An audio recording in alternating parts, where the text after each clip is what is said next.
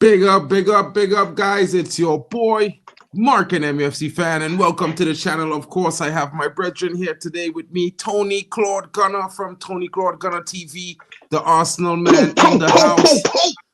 Big up to him. Big up to everyone coming in. And of course, you know, we're going to be debating. It's going to be a wild one. There's some interesting news head to head in the transfer window for a few players, including some youngsters. And Arsenal, again, on the losing end of these transfer market situations when it comes to Man United. Is this because we're a bigger club? I would say yes. But you know what? Buddy Tony Claude disagree, but big up to him in the same way, guys. What's good, Tony? How are you doing, bro? See ya, guys. Yeah, do you know why I always allow my brother Mark N to actually do the opening remarks? Yeah, because I allow him to take the winner. Like that is the only way Manchester United fans, yeah, like to feel good, yeah, because they know that they're a club on the decline. I mean, the roofs are leaking.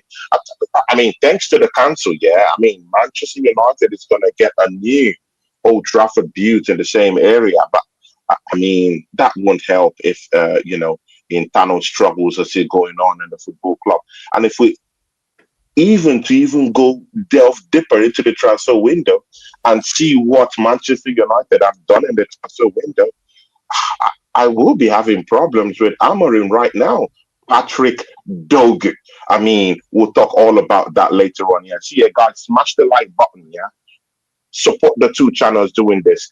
40 minutes cameo. We're going to be talking about the referee situation, yeah, because Mark asked me last week, hey, I mean, there was some part of his fan base down here that were asking me, Tony, why are you saying that the referee didn't favor Arsenal? Well, look at what happened against Wolves.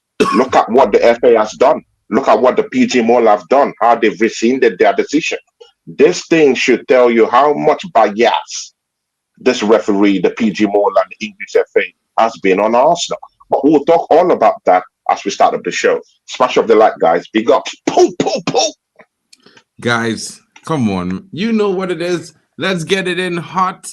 Let's talk about it because you know what? There's been a lot of calls. And of course, you guys who watch Mark and MUFC fan channel, you know, on the watch alongs, your boy is always complaining about the refereeing decisions. Of course, we know in the last couple of seasons when Manchester United has faced the likes of Arsenal, Liverpool, Man City, and Tottenham, you can almost expect Manchester United to get 5 to 6 yellow cards, probably a red card, no penalty shouts given, and possibly award an offside or penalty goal to the likes of Arsenal or any one of those four teams I just called, to be honest. And, you know, Arsenal being on the brunt of some of that in the last few games that they've played, welcome to my world.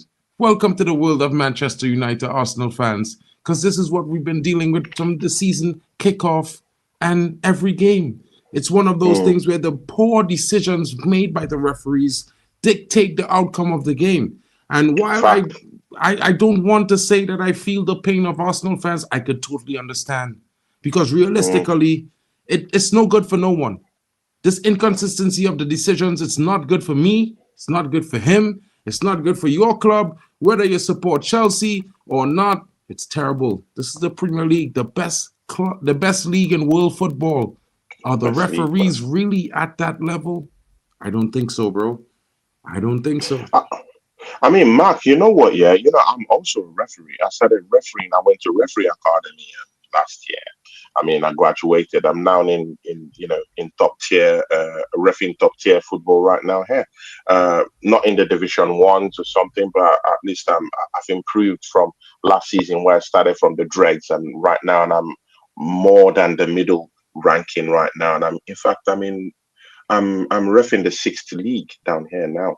But see, yeah, this is shameful, disgraceful refereeing.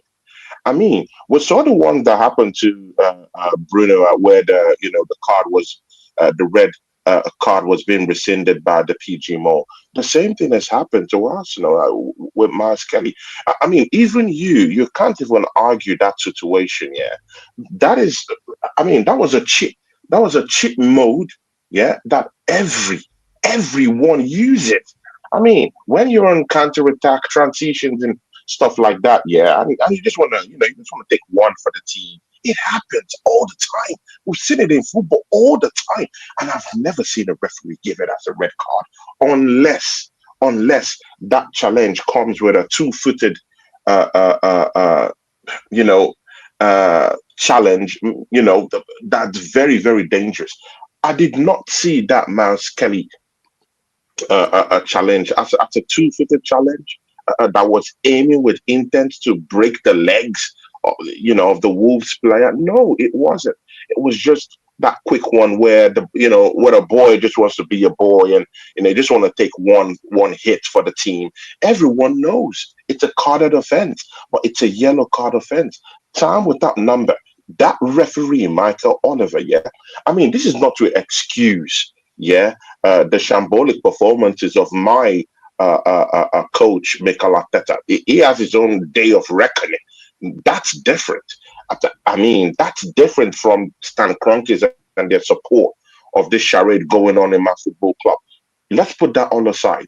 Refereeing decisions have cost Arsenal at least 9 points this season. I mean, look at the game we had with your closest rivals. I mean, the ones you hate. Yeah, Liverpool. Yeah, Kai Havertz scores a goal. He just slips up, scores a goal, and this guy's hack off my goal for no reason. Arsenal should be beating Liverpool at that point. See, this is flat out cheating. This is corruption in high places, because you know what? Yeah, it sets a very dangerous precedent. Yeah, when the referee makes a bad decision, and then the VAR technology that was brought into football to kind of like, do a mop up job, clarify the on-field referee that, hey, see, yeah, you made a big mistake. There's a bigger problem there. I would have to rescind your decision and cancel that red card. No, for Arsenal, we don't see these things going for us. We don't get any of these decisions. I mean, in that Manchester game, yeah, I would say the referee, 50-50, he favored Arsenal. I get that. But I mean, why can't we get candy when we come to the party? So you want us to be fucked everywhere we go with no joys, no candies to lick? Brother, man, what is this? What is this, Mark? We're not allowed to enjoy anything from this league. As in, we should only face punishment. Come on, man. It doesn't work in that way, man. You know this. I know this. I mean, big up to everyone joining. And what can I say? I have to agree with you on that. The FA confirmed Independent Regulatory Commission has upheld the claim of wrongful dismissal in relation to Miles Lewis Kelly and removed his 3-match suspension. He will be back available immediately. And what I would say is that we don't get that at Man United. Diego Dallo, 2 yellow cards in the space of 5 seconds. 1 yellow, and he walks off like this, gets a second yellow. Still Michael. No, but those yellow cards were justified. Come on, man. Don't do that. You can. They were justified. 5 seconds. They were justified. 5 seconds. 5 seconds. So the player reacts and gets a second yellow for this reaction after receiving one. Okay, that's justified. Thank you. I'm glad you highlighted it there, because we played a game. We played many games against teams like yours, and while you're complaining, I've seen my player get sent off for less, and we've never had any, upheld decisions. No apologies from the PGMOL. We don't get that. We don't get that, bro. You know what? We get extra fines, extra extensions on the appeals, on the dismissals. So we just accept it, bro. So, while I understand your plea, this is one of the times as a Man United fan, I'm going to try to tell you, suck it up, broski. You know what I mean? It's one of those things you got to keep it moving. I think your manager trying to collapse Arsenal even before we collapse in the league. I mean, let's totally collapse in the league and know that we're dying on our shield than for the referees, to just be all up on our case. At least let's die on our shield. Let's totally collapse and know that it's Mikel Arteta and his cohorts that's causing the problem. I don't want to give my manager any excuse, because that manager has been given lots of funds to buy players within the 5 seasons. This is his 5th season anyway that he has been at Arsenal, and he's wasted those funds. If we are bringing in this refereeing decisions as part of key reasons that have actually thwarted Arsenal's chances of winning the league title in successive seasons, I mean, I want to separate that. Yeah, I don't want to give this manager that luxury of saying, oh, it's because of the refereeing decisions. Oh, I'm sorry, we have a case with refereeing decisions. We can't extricate those facts that Arsenal have been had done by the referees in this league. It's shocking the way, bro. It's shocking the way Michael Oliver is giving Arsenal a total of eight red cards. Eight guys. I mean, if it's two, I'll take it. I'll say, oh, it's a coincidence. But brother, man, eight. Man City 0 within those periods. Bro, where are we in? Are we in Iraq or are we? Where are we in? Yeah, we have laws. We have laws in football. Follow that. Why is Michael Oliver getting some certain kind of incentives from from the Emirates in any way? He's going down there. He's reffing. He's made a total of about 20, maybe 25 to 27,000 pounds reffing games down there, maybe off-season games, no problem. But he's a beneficiary from from the Emirates. I don't care where those funds are coming from, but again, those funds are clearly being put in his pocket. Why won't that referee have such a biased nature towards Arsenal Football Club and every other club that are linked, to the club that is maybe not the club, but I don't want to fetter those two facts together. Maybe by the big brothers who are actually financing him because they financed him, they put money in his pocket. So I mean, the target here is Manchester United and Arsenal Football Club because Manchester City are being linked to that Emirates stuff. And of course, Liverpool, I mean, they have a cult following out there. You don't know who's supporting them. For me, Michael Oliver is that Liverpool 12th man, if you put it that way for me. I mean, I can't disagree. But, I mean, enough about the 12th man, the 12th man, the 13th man. What about your football club, bro? This is January. I know you have a game in the Champions League tonight, a few moments away from kickoff. Yeah. But let's talk about your team. You're missing a striker, and your club doesn't seem to be pressed to be making any advances on signing any of those players. I mean, well, I would say that, but then I'm hearing this report coming out that Aston Villa has rejected an offer for Ollie Watkins in the tune of £60 million.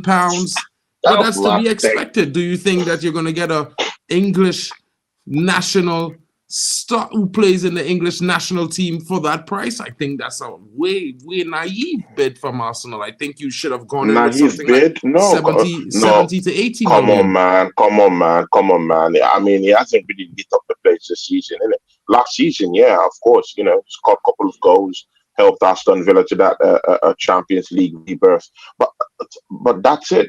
I mean, he's a special player. I like him. He's also an Arsenal fan. I do like the player. Great skills. He can hold up play. Is a fast guy. Has a very, very, advanced footballing IQ. He can hold up the ball. He can, he can score goals as a goal poacher. I like him. He's fast enough as a quick thinker. And his movement off the ball, it's something to be desired. But you can't say that this guy is £100 million signing. Come on, man. I'm not saying that, but I'm really saying that man. I feel like rivalry. No, he's rivalry. Okay, he's not 100 million. He's not 100 million. But, I mean, we got Declan Rice. At least £70 million. He's not 100 million pounder. He's at least £70 million, bro. What does that mean? And I'm not saying for me. I'm saying in the value to Aston Villa. In value. Now, before we go there, let's continue on to another Aston Villa player who is said to be on the verge of joining Al Nassr for €75 million with add-ons. Formal steps yet to be completed. John Duran, another striker that I would say would definitely improve your attack. €75 million. Why don't you just offer £60 million for this guy instead? I mean, it was in the news that Arsenal, inquired about the situation of John Duran, but I don't know how that just sidestepped and we're now out for Ole Watkins. I mean, I would really make use of a John Duran in my team. I mean, the way he whacks the ball into the net. I mean, I like a very instinctive predator like that, man. You know, the way he handles the ball, the sheer power he puts when he just, hits that ball into the net. That's what I want. I want that kind of guy. But again, Ola Watkins isn't a bad idea altogether. But do you think Aston Villa you know, would want to just rip their team apart, mostly when they're still in the Champions League, mostly when they could still fight for some cup competitions this season? I don't know. I don't know. For Arsenal to just let this guy go for 75, rather than throwing that money on Sesko right now, of which Sesko is a good player to bring in the summer, no problem. But a John Duran could make that work. Why can't Arsenal just go for these two players, drop a 160 million pound, on these two guys, bring them in because we need striking reinforcement in this team. I mean, to even bring the two wouldn't be such a bad idea, man. But again, will Unai Emery want to strengthen the opposition? Will Unai Emery want to strengthen the team, his former employers that hated on him, that pushed him out, that called him good evening? I don't think so. I mean, it is what it is. I feel like that's one for the books because, hopefully you guys get a deal done over the line. I mean, whether you get it done or not, it doesn't affect my rise in the Premier League. And, of course, next season just makes it all the more better for me. And I keep it looking but it makes it better that your biggest rivals won't be winning the title. It's just like, see, Mark, think of the bigger picture. Bro, Mark, don't just look at it in a myopic way. Look at it, bro. No, Mark. Yeah, see, Mark. Bro. Yeah, it's for the greater good. I only care You're when a Manchester United fan. How would you sit down there and wait for Liverpool to twat your whole legacy? I mean, bro, I put my faith in Nottingham Forest, bro. I didn't put my faith in Arsenal. I put my faith in another Champions League winner. If Liverpool wins this title, another elite football club. They equal the title haul in which Manchester United have won. They equal it. I mean, deep down in your heart, you still want to be called that team that's the biggest. I mean, when you call yourself the biggest team in England, I mean, you're talking of in terms of the trophies, in terms of, how big you are, the biggest brand in the whole wide world, even if you're not even at the top echelon of European football right now. But, you're still the top because of the trophies and the biggest team. I get that, but again, you're the most marketable team in the whole goddamn world right now, even if you've not been winning trophies consecutively.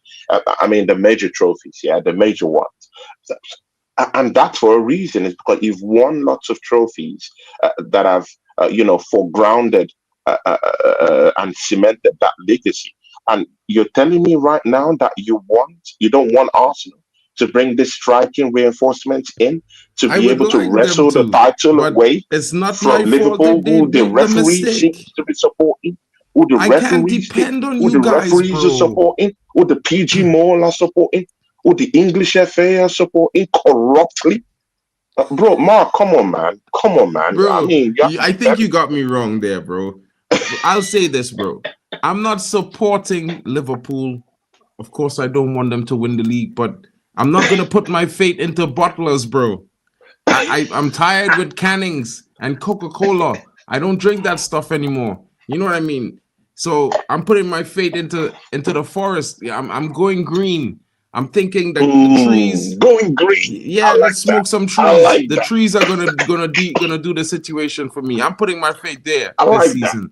So I think that because they also have 2 Champions League and they sit at the big club table like me, I could trust them a little more, and I could trust you. You guys don't sit at the same table as me, bro. Like, let's be honest, bro. Yeah. You're still looking up at the main table and you want to join it. And I mean, these guys are certainly going to help you, in my opinion, but it doesn't seem like your club has the faith because they're not willing to put out. Moving on from that, I've been hearing some news about you guys interested in Matthias Tell. It's understood that Matthias Tell is a possible. He's open to leaving Bayern Munich. Of course, there are a host of clubs interested. We know of the talent. He's quite unlike that English talent, Jamie Bino-Gittens at Borussia Dortmund. That Marcus Rashford type of left-sided attacker. He can play on the wing, play in the left forward role. He can play from a left 10. He's versatile. He can play across the front line as well, but he's definitely adept in the tight spaces. Will he suit your system? I think he would. Would he suit my system? Of course he would. But it's to be understood that, the likes of Tottenham are interested, Arsenal interested, Chelsea are interested, of course, but it looks like he has interest in Manchester United because with all the reports, Manchester United is starting to become ahead of the Mark, Mark, hold on. Mark, Before don't you be jump petty, in, man. hold on one Don't be second. petty, Just man. now, you see? Who told you that he wants to come to Man United? Come on, man. Don't do this, man. Don't be petty, man. I know it's all good. Yeah, it sounds good. But who told you he wants to play in a club that is not in the Champions League? Come on, man. Let's do this with respect, man. Don't. It's not about it. You see, this is your problem. This is your problem. You think Man United is not going to have Champions League next season? We're one of 3 undefeated clubs in the Europa League this season. Undefeated. We sit in 4th in the Europa League on the table, and after tomorrow, we're probably going to be sitting in 2nd place, my brother, just for you to know the information. And we're going to have that smooth sailing into the next round. And if we win, when we win the cup, we'll be in the UCL next season, broski. I don't know what you're saying, but listen, it's not about UCL. It's about the relationship Man United has with Bayern Munich. And Matthias Tell looks at Man United as the next big club I can go to. They also wear red, predominantly red, not the red and white, not that imitation Real Madrid kit that all white wannabe. You know what I'm saying? It's called big club energy, bro. Man United has pull.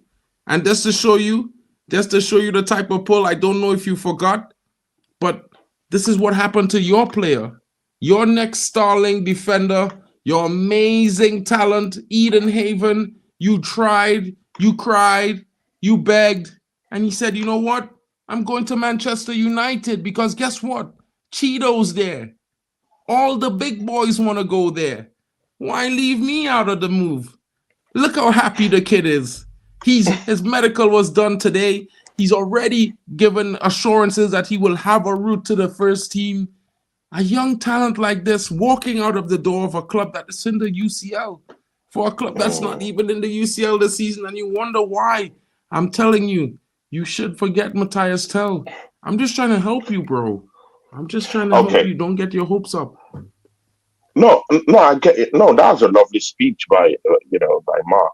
No problems. You take the win, no problem. But for some reason, I don't know. I don't see the reason why Manchester United are just coming into Arsenal and poaching all our academy graduates. And I mean, what happened to yours? I mean, that shows that one person is doing a good job in nurturing this youth. I mean, you can have them. I mean, they're the throw-ups, they're the throwaways. We don't need them. There are cast-offs. You can have them. No problem. You can have those cast-offs. But again, don't throw away the fact that Arsenal have already had the luxury of having Ethan Waneri, who we do trust, who have actually fast-tracked into the first team, is down there, is playing with us. But also, mind you, we also have an English international whom one of the most corrupt, allegedly, referees in the whole goddamn world. I'm talking of Michael Oliver, sent off acrimoniously in that matchup against Wolves. I mean, we fast-tracked him from the academy. I mean, it's red, true and true. He's red, true and true. Miles Lewis Skelly. So now we have that you fast-tracked Eden Haven in the Carabao Cup. He played 4 games for you, including in 2 of your wins. Did you forget that he was the next to be fast-tracked in defense for you this season? Oh, I think you're forgetting, my bro. No. See, again, for Hayden Heaven, I do understand that. I've watched the kid play as an Arsenal player, but the problem there is that if you watch that Arsenal defense, there is no way. We will be deceiving ourselves if we're saying Hayden is gonna come in for Saliba or Heaven is gonna come in for Gabriel Magalhaes anytime soon. We'll be lying. We'll be lying to our teeth. It's not possible. It's a lie. So, and of course, this youth here, they're seeing the progress of Master with Skelly. I mean, he just came into that team and it looks better than the total Arsenal team right now. It looks better than what we have down there. So I mean, these guys are looking at this. They're looking at the progression of some of their fellow youths in the system, and they're saying, you know what? Yeah, I want something. I want something close to that. I want similarities of this. Right now. So if Hayden chooses to go to Manchester United, good luck to him. But again, he should have taken a cue from the former guy who went down there. He hasn't even made a first Manchester United first team appearance, in the league. His dreams have been thwarted. So why would you go to a football club that just want to get a hit on Arsenal rather than using the players to even help them out in their careers? If I was this player, Hayden Heaven, I've seen him, quite a talented player, but he needs to nurture it. It's either stay with Arsenal, nurture your skills more, or move to Germany, move to Borussia Dortmund, move to RB Leipzig, invest in your game, understand your game, go under the tutelage of an amazing manager that will help you grow and then improve your game. That's what would have been best. A German move would have been something so good for this guy. When you want to revitalize your career as an English youth that has been thrown away, what do? You go to Germany. I mean, we've seen Jude Bellingham go down to Germany with Borussia Dortmund. You saw what happened. He's got his big time move down to Real Madrid. We've seen Sancho gone back to Germany. Just go there, escape for a minute, just a year escape. Yeah, go down there, escape, come back to England. A bigger team we get you. But this team, these newbies, these Gen Z players, they don't have the foresight. No one is advising them. Their emotions is being driven by jealousy and driven by money. They're financial centric. So I mean, good luck to heaven, but I don't think it will hurt us because we already have. I mean, the defense is the best part of Arsenal. Let's don't lie. We have the best defense in the league. How about that? I mean, I can't disagree there. Very good defense. But what I can tell you is in Premier League 2, Chido Martin is one of the top scorers. He's also one of the top scorers in the European competition for all clubs under 20. So that means he's getting a lot of game time. He's having a good time. He's enjoying himself at Manchester United. I think Hayden is going to join him. He's not enjoying himself. He's not enjoying it. He wants big time. He's going to come into the first team. He's going to have big time. He wants big time because that's what he said he wanted. Listen, Arsenal. This is not Arsenal. This is not Arsenal. This is a big club. Mark, you can manipulate, brother, man. Oh man, you can. This is a big club, broski. This no, we do things. Listen. Arsenal doesn't have the pressure to win like a Manchester United, bro. Mark, I'm sorry, man. I'm sorry. What is the name? Guys in the chat. Guys in the chat. Could you help me out with that DC Marvel character, that knows how to manipulate stuff and manipulate shapes? Here's a question from the chat. When does your process what's that guy's name? What trophies has your process yielded? You know what I'm saying? You know what I mean? Oh, Cheeto's playing right now. If you want to have a look, he's starting right now. I think he already scored. He's not playing big time. That was his excuse for leaving Arsenal. No, it's just because he wanted to go. I'm saying? He didn't want to break your heart. No, he wanted playing for Man United is the big time, broski. No, he wanted first team football. No, you're twisting the whole story. He wanted first team football. Arsenal doesn't want to fast track him because they think he's not ready. Even Ethan Nwaneri, that I think is half ready, hasn't even been fast tracked totally into the team. He's not even in the fabric of the team right now. Totally. It's just really right now that because we have injuries here and there, that's why even Ethan Nwaneri is even having this cameos at Arsenal Football Club right now. Trust me, if Bukayo Saka is there, Gabriel Jesus is there, he would see chances being limited to him. Mikel Arteta, I don't think is that coach that really wants to develop young talent that could really help this team. I don't think he's really that guy. Even this Miles Kelly guy is forced to work with him because we have such a shit show down that left hand side. So he's forced to use it. And da, the guy's good. And he can't shackle him off. He has to use it. He has to use it because Miles Lewis Kelly has shown and proven that he's a top player in this football club. I mean, Anything it's else? good you put that up, man. It's good you put that up. No Yeah. problem. They're good players, and I wish them well. No, I just wanted to show you the smile on his face, bro. Oh Of a my days, man. happy camper. He's happy he Mark made the is switch to petty. the Red Devils, Mark bro. is petty, man. I Mark know is you're trying to say that petty. he's not happy. Petty. Oh, listen, he knows what time it is. Heaven is behind Leacher. He knows what time it is. Time is coming. And it's not just coming at a big club, it's coming at the big club. He sits at the big boy table, bro. When he steps out on the streets, everyone knows who he is because you play for Manchester United, right?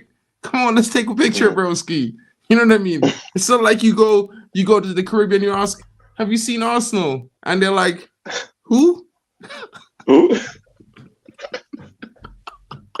I get you, man. I get you, No, man. but I'm just saying, bro. It's an but Mark, interesting time. It's going to be Mark, interesting for the players, the development. I think that, Cheeto, he's not ready yet for that actual step up from what I've seen. I watch the academy every single week. I watch their games in the under 18s. I watch their games when they play the internationals because they have the international league now that they play all the different teams from in Europe. And he played over the weekend against Europe. He had a decent performance. I think he needs some time. I think you would see the likes of Cheeto coming into his prime, into this team. He would definitely be starting in the Carabao Cup next season. He might even get a few games coming down to the end of this season. As United goes further into the Europa League and the FA Cup, he definitely will get some time. He's been training with the first team since the start of the summer. Eden Heaven has also joined training with the first team. They are going to be playing tonight. And if they weren't playing tonight, they would have been traveling with the first team to get the experience in Europe. And this is the difference. You know what I mean? No offense, bro, I hear you. I just think they do it differently now. Definitely. Mark, of course, that was a good statement by you. But again, I just want you to touch into the signing that just came into Manchester United because, we have limited time, but I really want to hear what you think about this player, Patrick Dogu. He comes in from Leeds. He's a 20-year-old. He's playing in talent Serie A, defensive player. I see him as a decent player, but nothing wow about him. He doesn't have the wow factor in it. I get he's what a decent you mean. Player. Don't get that. He is a decent player. He's a decent player. You ask. I'm not too excited about the signing. I'm one of those Man United fans that I look at this signing and I'm like, I can see the positives. But for me, he's not the first choice that I would have made because I feel like while he has an engine, he has great pace, he does get he's an attacking player, he's attacking fullback minded. You know what I mean? Yeah. He can play the left wing, the left midfield, the left back, right midfield, right wing. He's a versatile player. So I can see why we get him. He's a player you can and he's not injury prone. He's not injury prone. That's the only thing. His last injury came in December 2023. So he's a decent player in terms of his injury record. But it depends on you. I just really wanted to know what you thought about the player because I thought that Manchester United will go into the market to just really go for broke and go bring in that defensive stalwart, 6 foot plus. He's not 6'5". He's shorter than that. And again, you should be learning your lessons when it comes to defensive reinforcement. You have one guy called Martinez. He's bailed you out in a couple of games. Yeah, he's giving you at least 6 points this season. He's bailed you out a couple of times, scored a couple of goals, helped you out in the FA Cup. I hear that, but again, his height, this position actually keeps him, in a very, very, it keeps him in a watch list. Yeah, Manchester United have conceded lots of goals from set pieces this season, and again, you need 6 foot plus defenders to help you out. The Lich is coming there and helped out, but when you're playing with someone whose game is more of being aggressive, in that 18-yard box rather than being an advantage aerially, it becomes a bigger problem. But I thought you guys were taking a book from that, like, okay, we don't need shorter defenders. We need maybe someone who is more taller. You can You can look at Saliba. He's not the tallest in the park, but I mean, he's not the shortest in the park, innit? You can see Gabriel Magalhaes, he's 6 foot plus. It balances itself up in the heart of the Arsenal defense. And if you see Calafiori, is 6 foot plus. So I mean, when you check these things, when you bring in defensive reinforcements, you also have to check about the size and the height and how they can apply to that game. Mostly since Manchester United have been conceding shitty goals from set pieces, you need 6 foot plus players to be down there to actually defend you guys. So I don't know how much Manchester United fans will actually defend the signing of Patrick Dogu. I think he's a decent player, but that height disadvantage, something to be desired. Well, I think he's 6'1", I mean, or 6'2" or something like that. He's not that 5'9", short. You know what I mean? He's taller than Højlund. Højlund is 6'1". He's taller than Højlund. Is he taller than Højlund? He is taller than Højlund, bro. He stands around the same height, if not just a bit taller. He plays for Denmark with him. And I mean, of course, like I'm telling you, I mean, I'm not too fancy on the signing. I would say, to be honest, this is how I felt. This was the guy that I wanted. I wanted to bring back Alvaro. He's 6'3", quick, very versatile, very good on the ball. And for me, he suits us. He knows what it is to be a Manchester United player. I think, that I would have rathered him. But I trust that if the manager said, I want this guy, I'm going to back it. You know what I mean? Yeah, Rich, I had to defend that. The guy is I told you, he's about 6'1", 6'2". You know what I mean? He is a big guy. I've seen him in a picture with Rasmus Højlund and Christian Eriksen. That's why I could tell you he's not the short. He's a big guy. You know what I mean? And for me, yeah, I mean, Alvaro mightn't be as quick as this guy, but what I can tell you is that in terms of contribution going forward, Alvaro has twice as many contributions going forward than this guy.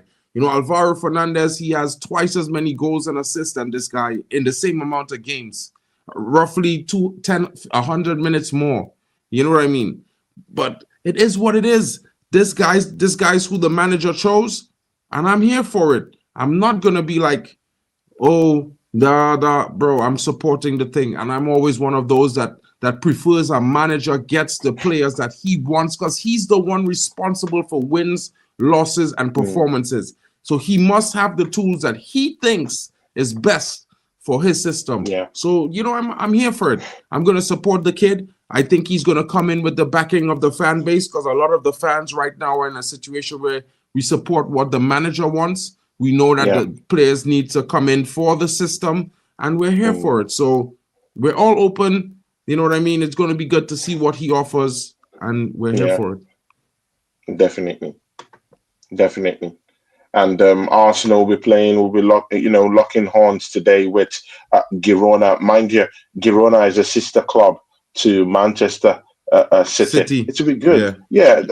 I mean, Mark, man, what do you think? Arsenal getting one over the sister club of Manchester City, just doing the enemy, just doing them dirty down there in Spain to the sister, and coming back home to just, just use the baseball bat. I don't want to hit them up in the weekend against Manchester City.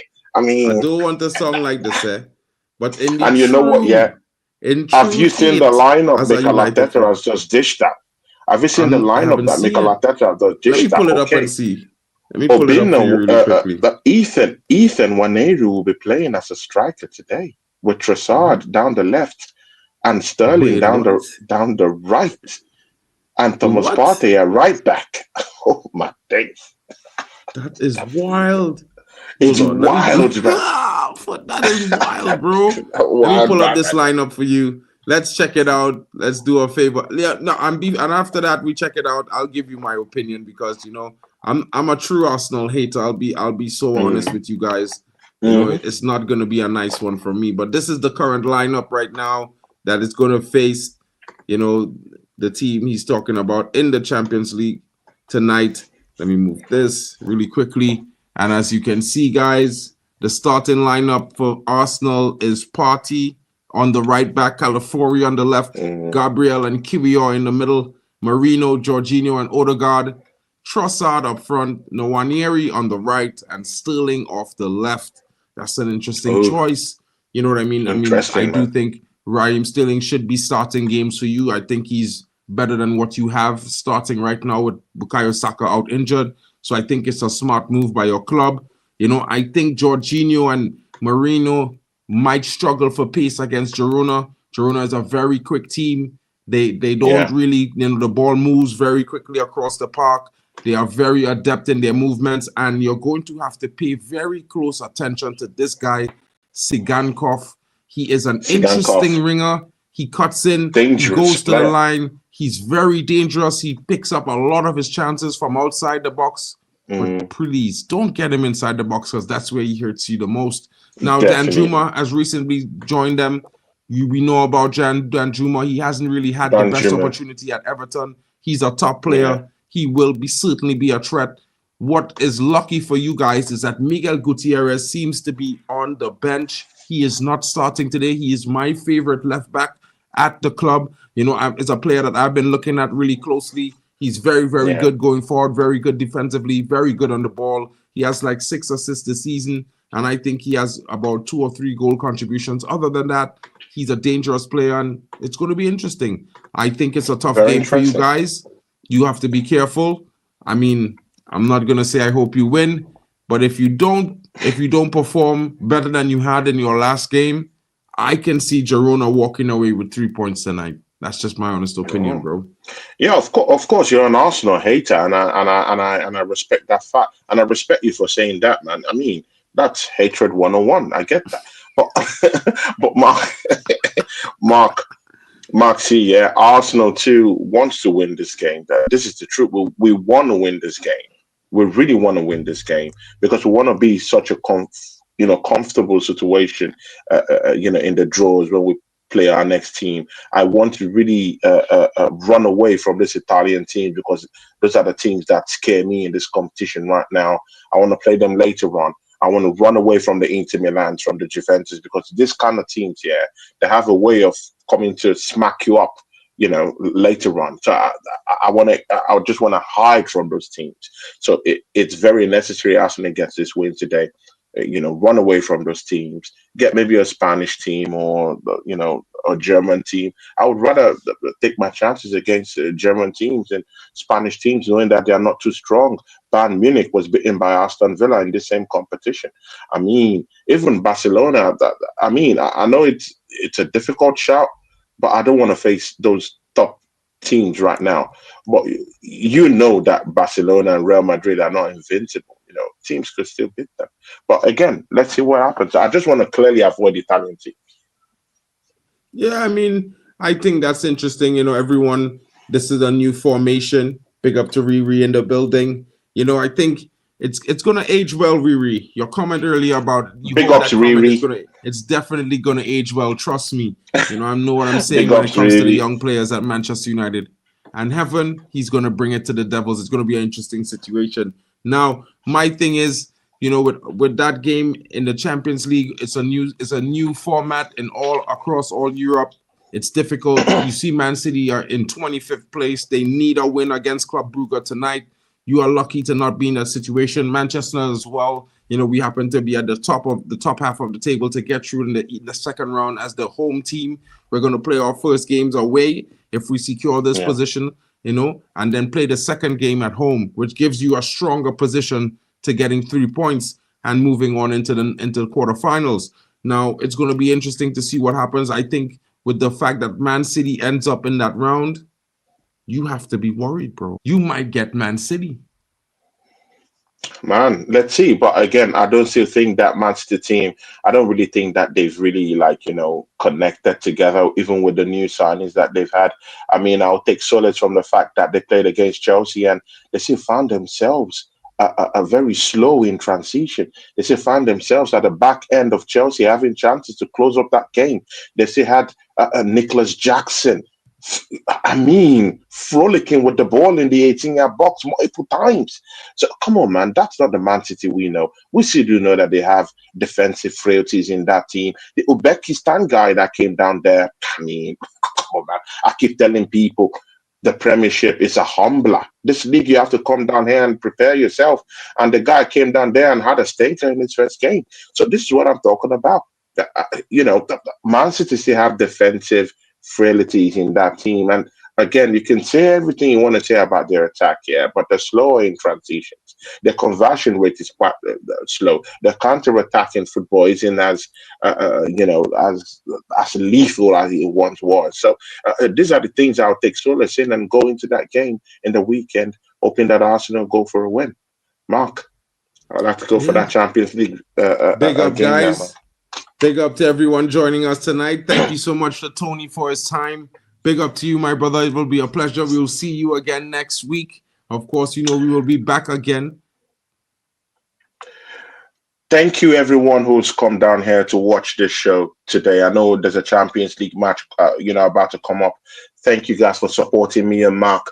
Me and Mark will be coming in heavy this season.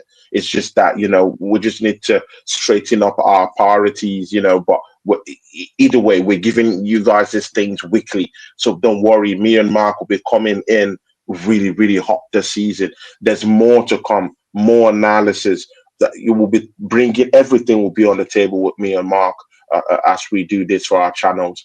Shout out to every one of you down there. Please subscribe to Claude Gunner TV. That's my channel. Please, guys, you guys have to subscribe and help me out.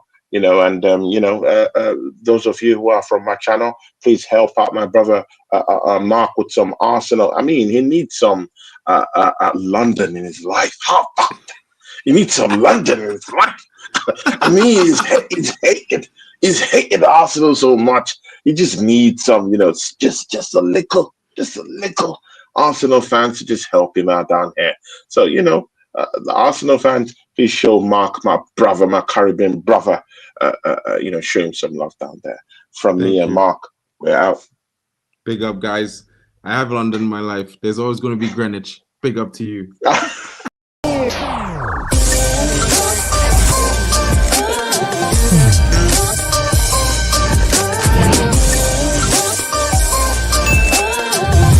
Baby.